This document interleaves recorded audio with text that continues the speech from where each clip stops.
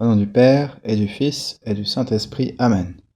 Mon Seigneur et mon Dieu, je crois de tout mon cœur que tu es ici, que tu me vois, que tu m'entends. Je t'adore à genoux devant toi, je demande le pardon de mes péchés, et ton aide pour faire de mon mieux ce moment de prière.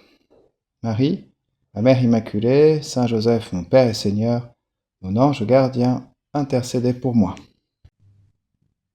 Il y a des années, quand j'étais en école d'ingénieur, j'ai rencontré un camarade de promotion qui avait une forte ambition professionnelle parce que lui, son objectif dans la vie, c'était d'être millionnaire à 30 ans. Bon, c'était une idée assez originale.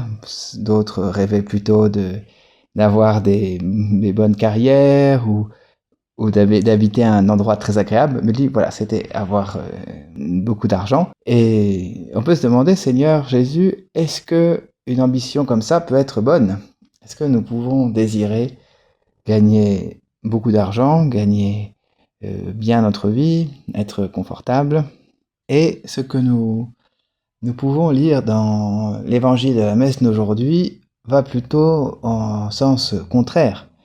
Parce que nous lisons cela: aucun domestique ne peut servir deux maîtres. Ou bien il haïra l'un et aimera l'autre, ou bien il s'attachera à l'un et méprisera l'autre.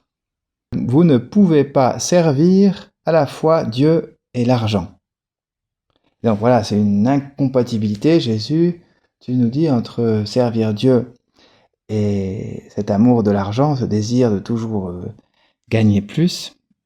Ce que je peux te demander, Seigneur Jésus, c'est toujours savoir faire passer le service de Dieu en premier, ne pas chercher trop à toujours augmenter les sources de revenus, à décider trop en fonction de l'argent, mais aussi de prendre en compte cet amour de Dieu, prendre en compte d'autres critères que je veux t'aimer, Seigneur Jésus, et pas uniquement mon confort, et pas uniquement mon plaisir ou les choses les plus faciles.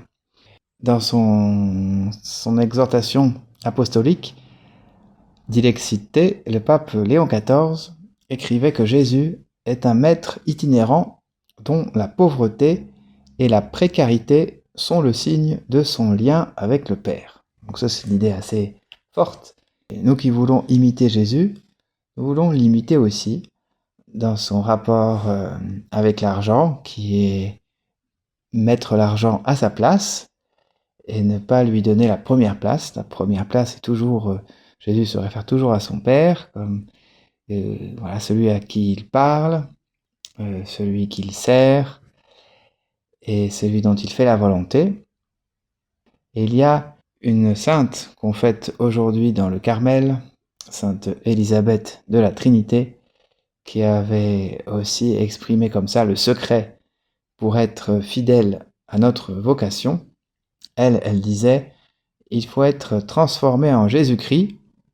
Il importe donc que j'étudie ce divin modèle, afin de m'identifier si bien avec lui que je puisse sans cesse l'exprimer aux yeux du Père. Voilà, donc elle pensait à étudier le divin modèle, étudier ce divin modèle qu'est Jésus. Jésus, je veux étudier ce modèle qu'a constitué ta vie, qu'a constitué ces écrits, que sont les évangiles, pour m'aider à bien dépenser, à dépenser de façon opportune l'argent que j'ai. Et cette pauvreté et cette précarité de Jésus sont un modèle pour moi. Jésus était prédicateur itinérant, ce maître qui allait de ville en ville, qui n'avait pas une maison bien confortable à lui. Le pape Léon XIV écrit dans cette même exhortation apostolique que le renoncement aux biens, aux richesses et aux sécurités de ce monde devient un signe visible de l'abandon à Dieu et à sa providence. Moi qui me cherche, Seigneur Jésus, à vivre de cette providence divine et être abandonné à Dieu, je vais bénéficier aussi de tous ces efforts pour mettre l'argent à sa juste place, pour réfréner mon envie de dépense, mes désirs d'avoir toujours des belles choses. Dans la publicité, on peut voir parfois des petites lignes en dessous des publicités euh, de l'alcool. On voit l'abus d'alcool est dangereux pour la santé, attention. Dans les publicités de nourriture, on voit éviter de manger trop gras ou trop sucré et faites une activité sportive. Donc voilà, des choses comme ça. Mais alors, on pourrait, dans certaines publicités aussi, je pourrais penser à cette parole de l'Évangile. Vous ne pouvez pas servir à la fois Dieu et l'argent. Et c'est ça, Seigneur, que je voudrais avoir en tête avant les dépenses, avant ce que je cherche à avoir toujours, que une dépense peut être excessive, une dépense peut être pas opportune, ça peut être bien pour d'autres personnes, mais pour moi, ce serait plutôt à éviter.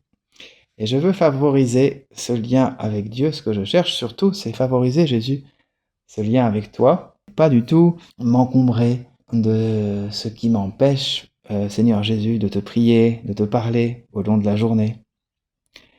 Et si j'ai trop de choses, je vais avoir l'esprit accaparé par les choses que je veux avoir, pour Noël, pour me comparer à d'autres personnes. Bon, c'est l'époque aussi, dans cette fin d'année, où certains élaborent des budgets, même des budgets personnels pour l'année 2026.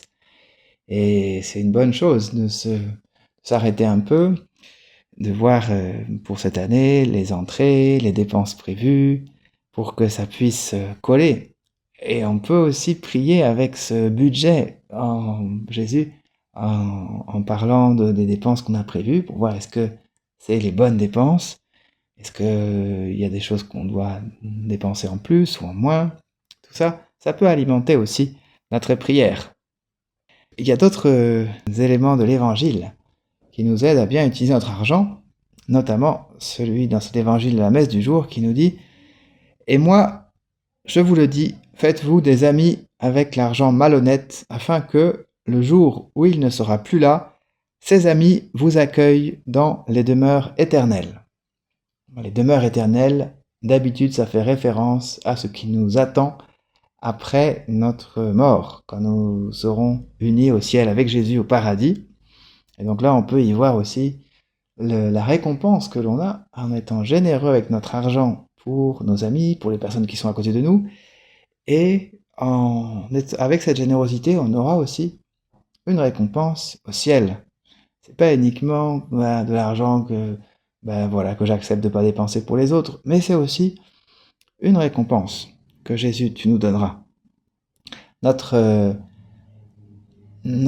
utilisation de l'argent, elle doit être toujours honnête. Jésus, tu continues en affirmant dans l'Évangile que celui qui est digne de confiance dans la moindre chose est digne de confiance aussi dans une grande. Celui qui est malhonnête dans la moindre chose est malhonnête aussi dans une grande. Si vous, donc, n'avez pas été digne de confiance pour l'argent malhonnête, qui vous confiera le bien véritable? Et Seigneur, nous voulons être honnêtes, nous voulons payer quand nous nous sommes engagés à payer, être rigoureux dans tous nos rapports pour les choses qui sont dues aux autres, ou à l'État, ou aux impôts, ou à tous nos tas de dépenses qu'on doit faire. Notre utilisation de l'argent ne peut pas nous conduire à nous montrer laxiste, ou dit bon c'est pas grave, un tel il pourra être payé plus tard ou retarder certaines dépenses. Et Seigneur Seigneur Jésus, tu nous aideras à payer toujours ce qu'il faut au moment où il faut, même si ça nous demande plus de temps, même si ça nous demande de nous occuper de choses que nous n'aimons pas. Sachons toujours, Seigneur, mettre Dieu en premier, dépenser ce qui convient, être généreux quand il s'agit de donner pour les autres, et puis de nous-mêmes, d'être honnêtes avec notre argent. Et notre mère, Sainte Marie, elle a vécu dans la simplicité, dans la pauvreté, dans son village de Nazareth, et elle nous aidera à faire un bon usage de cet argent. Elle avait peu de biens matériels, très probablement, mais elle avait avec elle la plus grande des richesses, le Fils de Dieu. Je te remercie, mon Dieu, des bonnes résolutions, des actes d'amour, des inspirations que tu m'as communiquées dans cette méditation. Je te demande de m'aider à les mettre en pratique. Mère Immaculée, Saint Joseph, mon Père et Seigneur, mon ange gardien, intercédez pour moi.